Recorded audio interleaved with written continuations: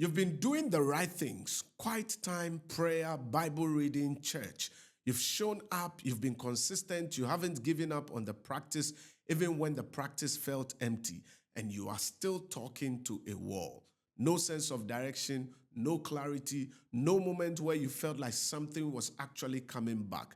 Just the effort and the silence. And the question you haven't said out loud yet is, what is wrong with me that I can't hear him? Because that's what the silence implies, isn't it? That other people can hear God and you can't. That there is something in you, some deficiency of faith, some unresolved blockage, some spiritual frequency you are not tuned to, that is keeping you on the outside of something everyone else seems to be inside of.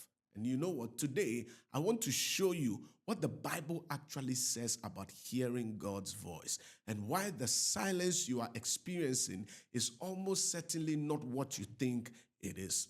I think one of the most damaging ideas Christians carry quietly is this: that if God feels silent, it must mean something is wrong with me. I know that feeling because I've been inside of it, and I have sat with believers who were convinced that silence was some kind of diagnosis. Almost every one of them had the same assumption underneath, that hearing God is a reward for the right spiritual performance. And almost every one of them had never been shown what Jesus actually says about who hears his voice and why. Because John chapter 10 doesn't say my sheep hear my voice when they've done enough. It says something that completely reframes the question. Before we get into what John 10 says, I want to name something, because the question isn't only about capacity, it's also about conditions. In 1 Kings chapter 19, the prophet Elijah is in a cave. God passes by. There is a wind strong enough to tear mountains apart. There is earthquake. There is fire. And scripture says God was not in the wind, not in the earthquake, not in the fire. After the fire, a still small voice. God did not shout over the noise. He waited for it to pass.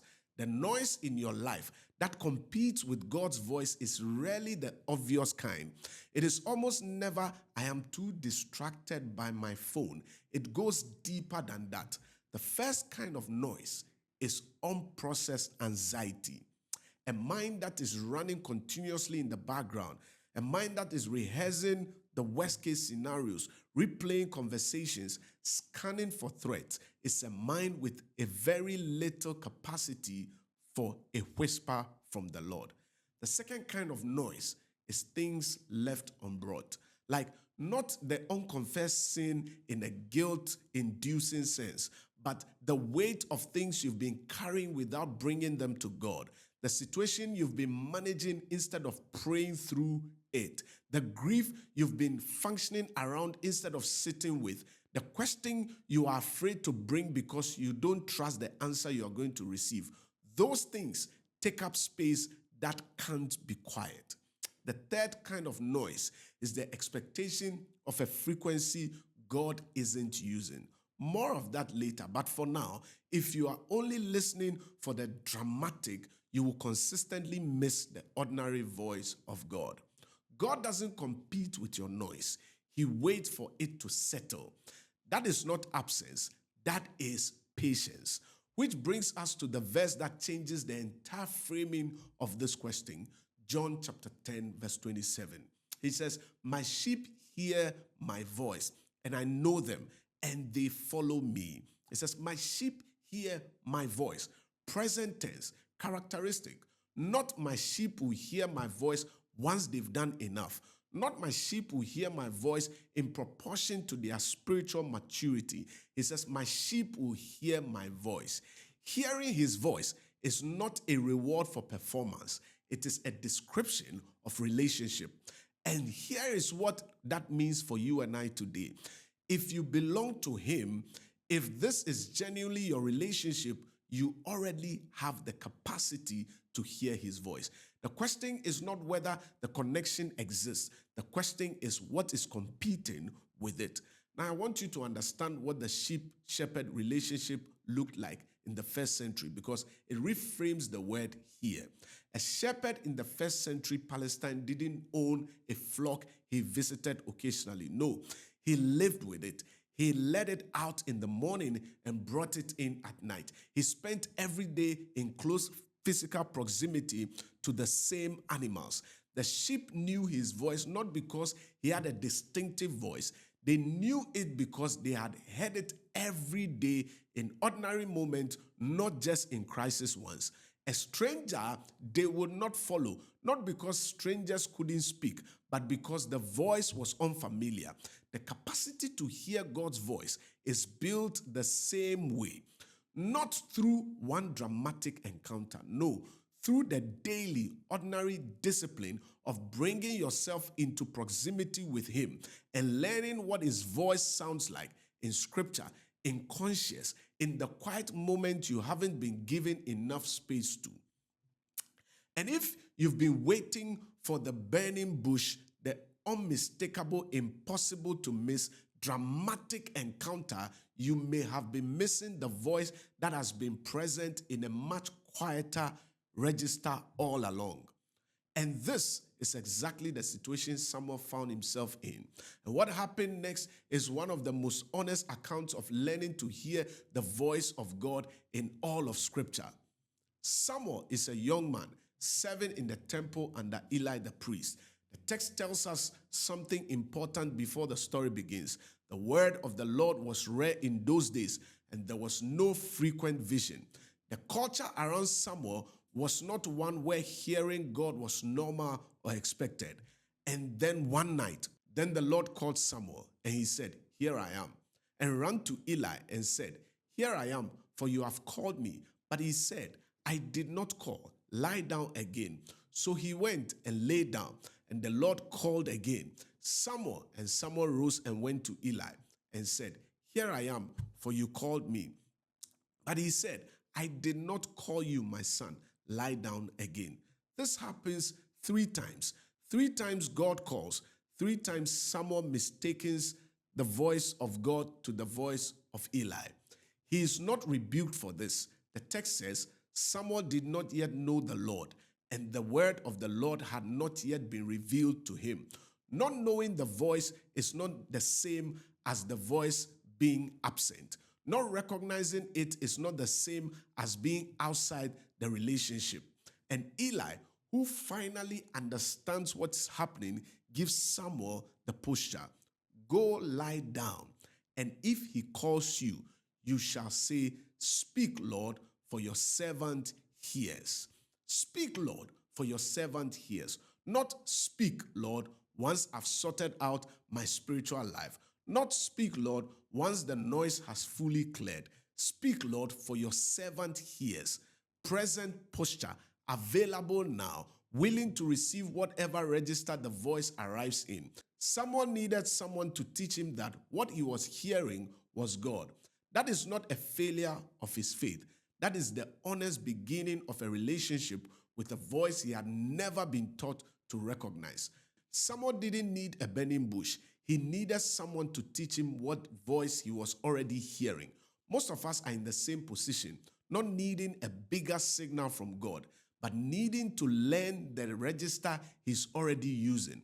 I want to name the expectation that I believe is causing most of the silence people are experiencing: the burning bush expectation. The idea that God's voice, when it comes, will be unmistakable, dramatic, impossible to question, a moment so clearly supernatural that doubt is not possible. A burning bush, a voice from heaven, a vision that couldn't be anything else. And so you wait for that. And in waiting for the dramatic, you develop a habit of dismissing the quiet. The verse that returned to you 3 times during the prayer, the persistent sense that a specific person needs you to reach out, the scripture passage that felt alive in a way that others didn't, the check in your conscience that stopped you before you said something wrong. These are not coincidences waiting to be confirmed by something louder. These may be the voice you've been asking to hear. Romans chapter 8 verse 16 says, "The Spirit himself bears witness with our spirit. Not the Spirit shouts over our spirit, but rather bears witness with it. Very quiet, internal, easy to dismiss if you are listening for something louder. Let me ask you something. Has there been a moment recently, a verse, a nudge, a persistent thought that you dismissed because it didn't feel dramatic enough to be God? Drop it in the comments. Even just a word or two, because I think you may have been hearing more than you've been giving yourself credit for. Here is the gospel underneath all of this. The God who speaks in a still small voice is the same God who, in the fullness of time, stopped speaking from a distance entirely. John chapter 1, the word became flesh and dwelt among us.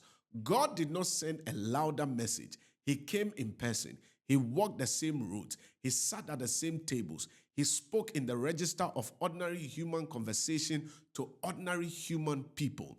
The incarnation is God's answer to the problem of distance. He closed it, and he closed it permanently. And the Spirit he sent, the counselor, the helper, the one who bears witness with our spirit, is not a distant transmitter broadcasting at a frequency you have to earn the right to receive.